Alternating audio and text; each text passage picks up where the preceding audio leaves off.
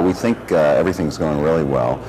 We have customers here from several countries, vendors from all over the place, and getting to network with everybody who normally we only meet on the web is unusual.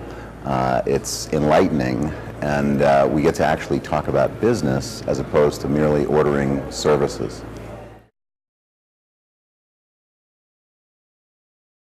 I think people are fascinated with the prospect of greater automation and high availability services, and the whole concept of providing compute resources at the right network level and bringing the enterprise level of those compute resources down to where the hardware is less relevant, and what's important is what's the resource that we're delivering. And everybody, I think, is catching that.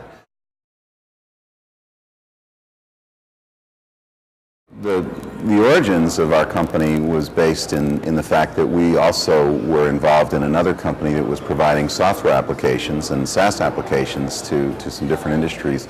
And we really started from a ground of looking at this from the standpoint of the hosting technology enabler. What does the person, the individual who runs the servers have to make that job easy? And recognizing that those individuals worldwide are employed by or parts of organizations that they are the negotiator of the handshake with the internet for those companies. And so what we do constantly is reevaluate, are we providing that level of service that we would expect in our own software application business, and are we enabling in a way that makes sense? So it's a logical progression in that vein that we end up coming across a technology a year or so ago like AppLogic from 3Terra, which simply makes it easier on several different levels to manage computing resources so that you can spend more time focused on the business and you can spend less time putting out fires. Where is it going? It's going to where it will be all about compute and network, and it's not going to be about the box, and it may not even be about the particular data center. It may just be about, how do I get that basic resource from the providers that can make it happen. Now, the ramification of that is tremendously important, we think, for scalability. As thousands and thousands of businesses move into the SaaS world, as resellers find that their customer base continues to evolve and change, as there's obviously tremendous interest in backup, disaster recovery, all the different things that people are doing on the platforms that we provide, the ability for those things to happen more seamlessly and be more available and scalable, such that you literally can hopefully one day on your desktop or on your laptop or even on your BlackBerry scale up resources to enable things to happen. It's going to improve our quality of life.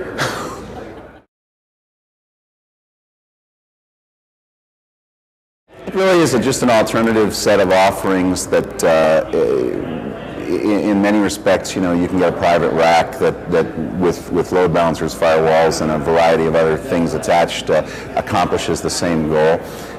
So I think we're offering the same thing across the board.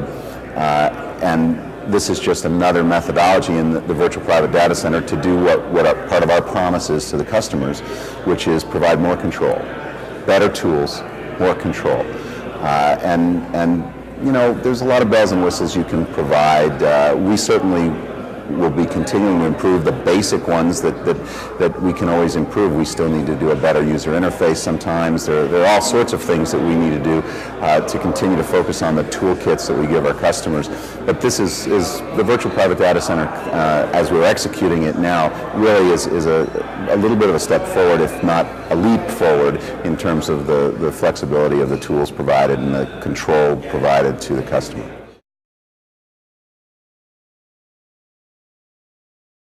I hope they leave here feeling that the experience was incredibly valuable, to see people face to face instead of from our own dark rooms and looking at the internet. There's nothing replaces human contact. I'll always be as long as I've been involved in software and internet and network infrastructure technology, I've never thought for a minute that the issue of human contact should be sublimated to all that.